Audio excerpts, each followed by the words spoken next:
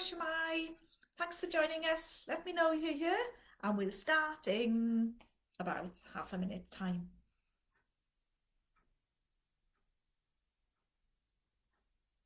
Can't see any comments coming in, but we've got 2 people watching, so please say hello. Prynhawn da, dysgu Cymraeg.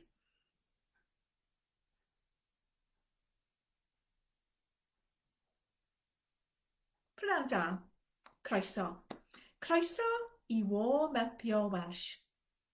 Every afternoon this week at 3 o'clock and 3 o'clock, I'm going to be giving you some short taster lessons and introducing you every day to the first 5 units of our entry course book for learners, Dysgu Cymraeg, entry level. So if you're thinking of starting a Welsh course over the next week or 2, this will give you some taste of what you're going to learn. But also, if you have been learning with us, I think these will be very easy, but hopefully everyone will learn something. So, my colleague Mair is on hand, and please ask Mair if you've got any questions or if you have any observations. Also, at the end of the session, we'll be talking a little bit about Dysgu Cymraeg and how you can go about registering for a course. But, yeah, let's start at the beginning. Sorry if you know some Welsh, this is going to be very easy. But if not, I need to introduce myself. Helen dwi.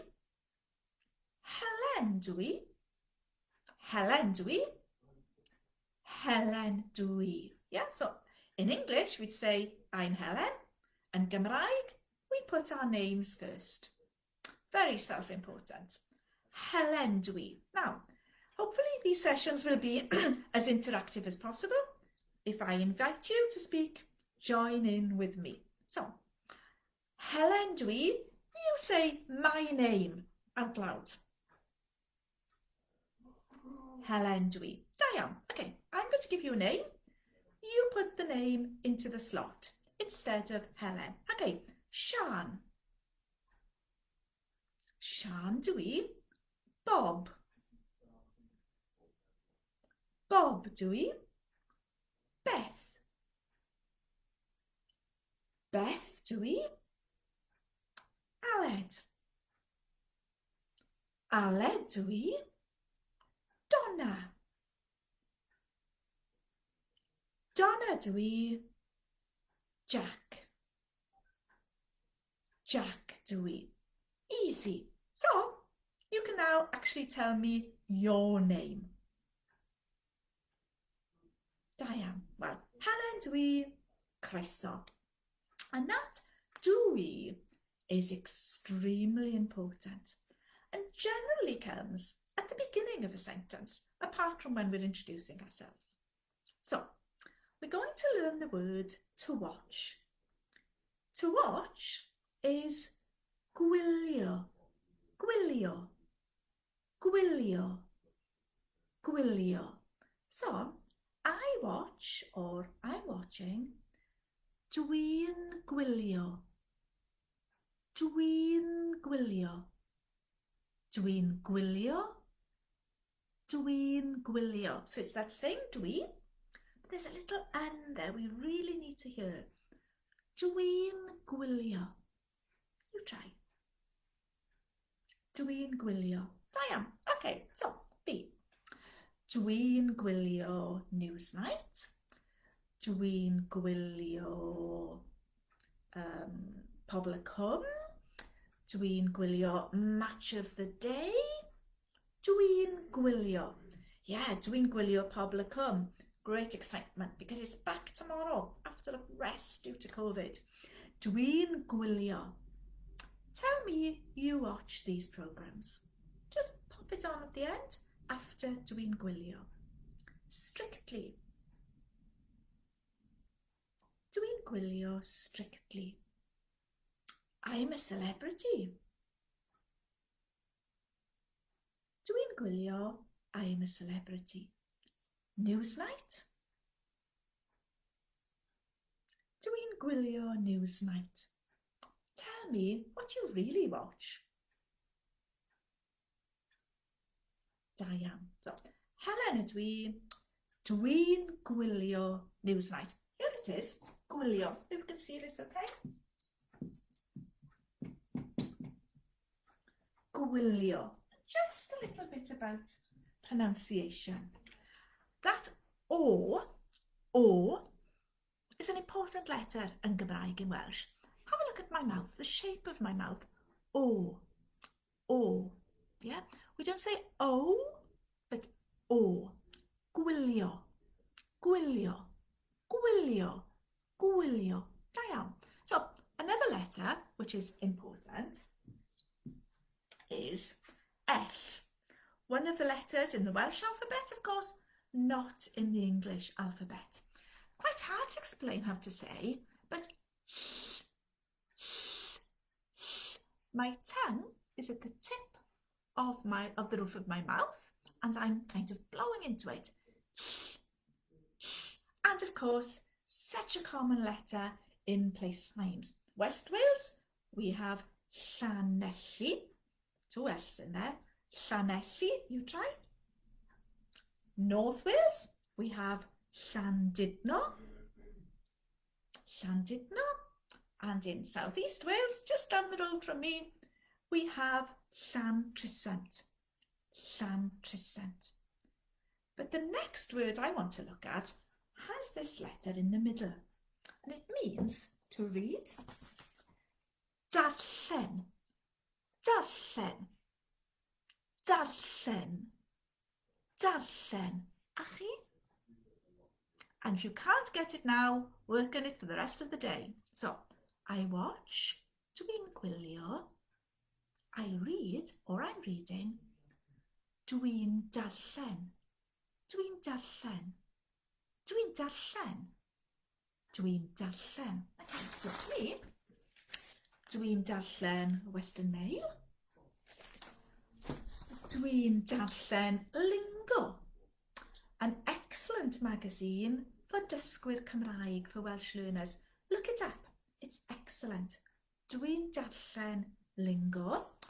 A nawr, in bed every night, dwi'n darllen On the Red Hill. Dwi'n darllen On the Red Hill. I read. Dwi'n darllen. Tell me you read these things. Dwi'n, The Guardian. Dwi'n darllen The Guardian. Daily Mirror.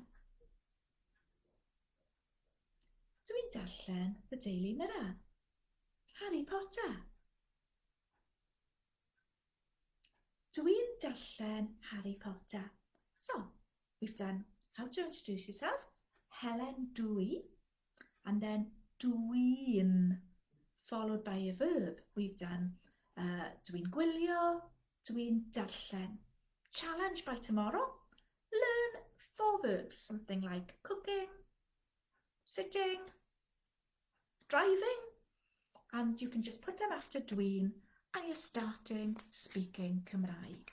But before we leave today, I just wanted to say a little word about classes and the process of dysgu Cymraeg. And again, if you have any questions, send them in and we can answer them tomorrow. So classes are starting over the next fortnight, some next week, some the week after, some later.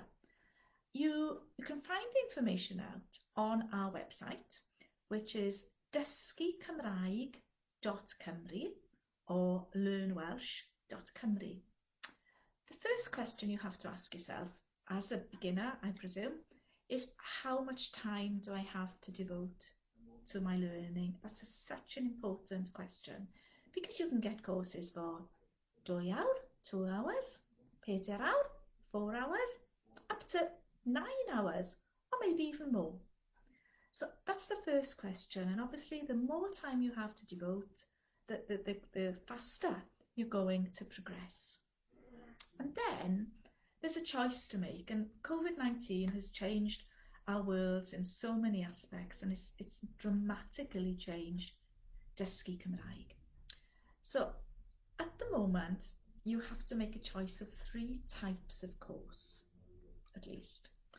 First of all, there are courses Well, only 2 of our providers intend teaching face-to-face in a classroom at the beginning of term, which is Dysgu Cymraeg North East and Dysgu Cymraeg in the Vale of Glamorgan.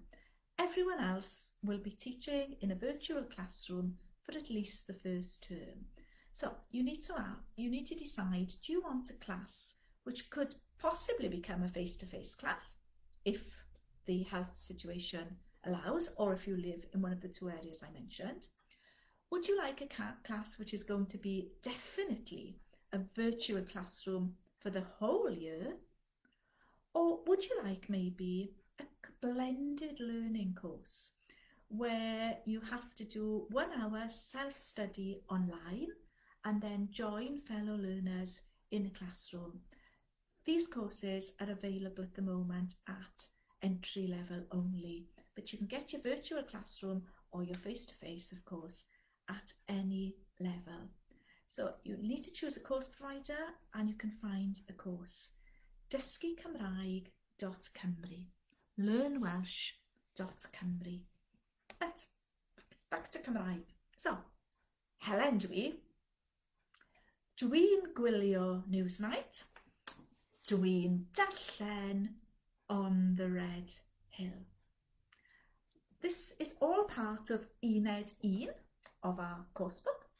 Again, same website, dysgucymraeg.cymru, learnwelsh.cymru. If you find our digital resources and go to Uned 1, you'll get practice with these sentences and also with pronunciation. Diolch yn fawr iawn. It's lovely to be back. Lovely to have your company. Join me again tomorrow, 3 o'clock, when we'll have a little taste of what you can expect in Uned 2 in Unit 2. Helen dwi, hwyl fawr.